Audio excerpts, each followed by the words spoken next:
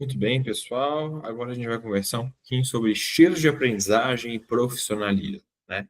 Então, eu quero que vocês consigam diferenciar os tipos de estilos de aprendizagem conforme a teoria de Kolbe, tá?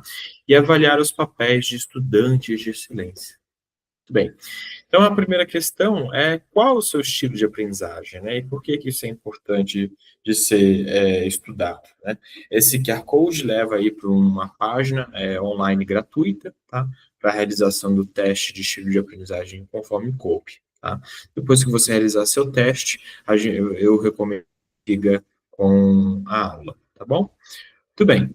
Então, quando você acabar de fazer o teste, você vai receber um gráfico mais ou menos desse jeito, tá? E que ele vai estar aí de acordo com a sua característica, né? De acordo com as suas respostas.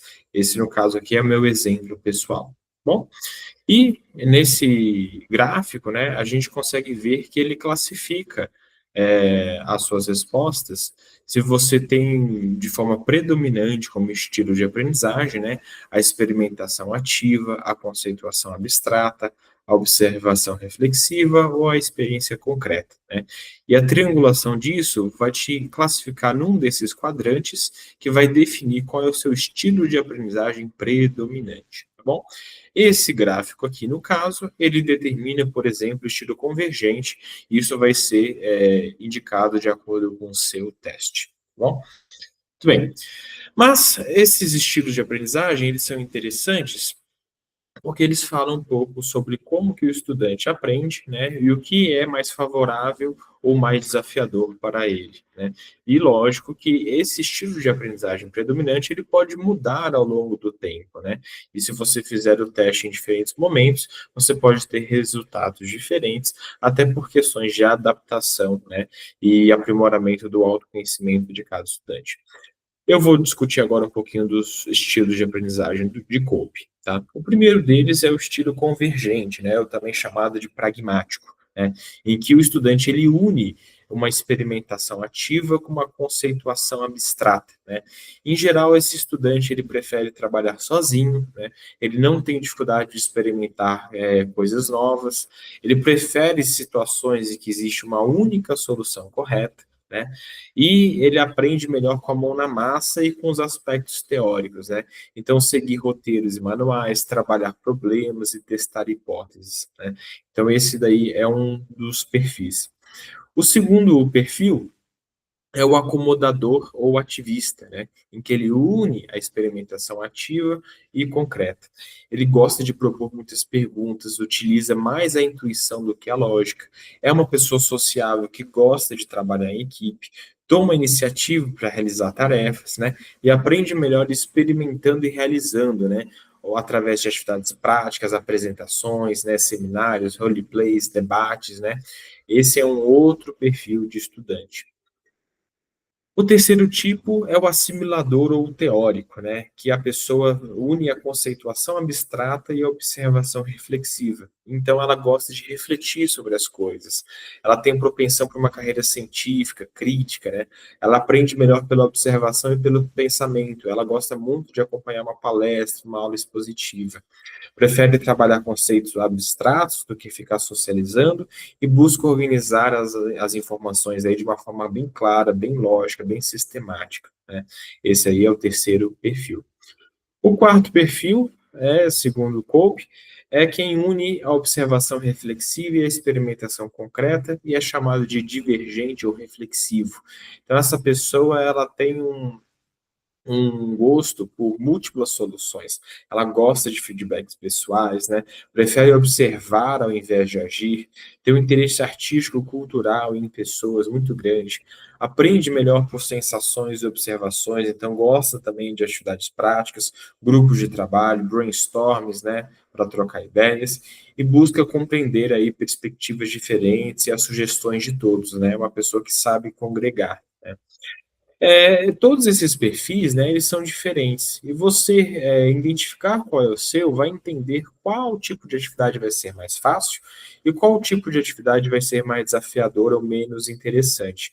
Mas, de qualquer forma, independente do seu estilo, nós devemos, né, ir nos adaptando e aprimorando para conseguir trabalhar em diferentes contextos, e não só os de nossa preferência, né? A gente entender o próprio estilo de aprendizagem faz com que a gente tenha maior clareza sobre isso e consiga aí também buscar nos desafiar a aprimorar no que não é de um interesse primário. Bom, e lógico, eventualmente, uma ou outra característica desse perfil pode ser que você não concorde, até porque a gente fala de estilo de aprendizagem predominante, não exclusivo. E você pode aí perpassar diferentes estilos de aprendizagem ao longo da sua formação, tá bom? Muito bem. Seguindo para a próxima questão, como são os estudantes de excelência? Então, quando a gente pensa, o que é um aluno excelente, né? O que vem à sua cabeça? Qual característica, qual aspecto vem à sua cabeça para descrever isso? Muito bem. Aqui agora a gente vai fazer uma síntese, né, sobre quais são essas características do estudante de excelência. Diferente do que o que muitos pensam, não é aquele estudante pronto, aquele estudante com um desempenho acadêmico de excelência, né? A gente vai muito mais por outros caminhos e pensamentos do que esse resultado em si, né? Então aqui eu fiz uma síntese, né, a partir de alguns pensamentos de Paulo Freire e Rubem Alves. Eu usei também a partir das minhas ideias a IA generativa para poder organizar todos esses conceitos numa lista, né? É sempre importante a gente lembrar dessa questão ética. Quando a gente usa IA generativa, a gente tem que partir de conteúdo autônomo, né, próprio, como foi o caso de autores, e colocar que a gente usou essa ferramenta. Bom, então aqui vamos passar pelas características, né? Então o estudante de excelência, ele busca organizar seu tempo a partir de prioridades, né? Então, é um estudante que não precisa ser pronto na organização, mas ele busca essa organização para poder priorizar o que é mais relevante, né? Então, qual é o currículo nuclear que ele está focando, né? As disciplinas, né? Para não se perder na sua formação.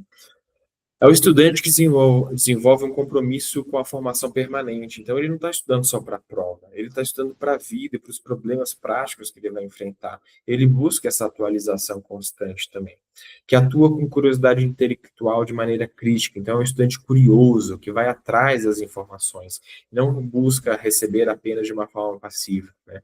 É o estudante que realiza escuta ativa e busca uma comunicação efetiva, né? Então, não basta ele estar lá presente na aula de corpo, por exemplo, né? Tem que fazer um registro ativo, tem que buscar se comunicar com o professor, com seus colegas, né? Com seu material, tá bom? É o estudante que se corresponsabiliza pela própria formação, ou seja, desenvolve a própria autonomia. E que quando algo dá certo ou dá errado, ele não culpa simplesmente o outro, né? Fala, eu fui muito bem porque aquele professor é bom, nessa eu fui mal porque o professor não é bom. Eventualmente, existem outros fatores além da responsabilidade do estudante, mas é importante o estudante também refletir sobre o próprio papel dessa formação para ele ter uma visão mais crítica e autônoma disso. Reconhecer a relevância de desenvolver o trabalho em equipe, né, e não ser apenas individualista, porque na vida, no trabalho, a gente precisa atuar em equipe, né, em qualquer profissão, basicamente, em diferentes graus. Então, desenvolver esse processo, por mais desafiador que possa ser, é fundamental. É o estudante que busca uma cultura de feedback, né? Então oferece e recebe feedback de uma maneira construtiva, né? E sem ser reativo ou buscar ofender os outros ao dar um feedback, né? Mas realmente tentar ser construtivo. É o estudante que realiza seus compromissos com integridade e com ética, né? Então, passa um trabalho, você não simplesmente joga na IA generativa, né? Ou copia de um colega, né?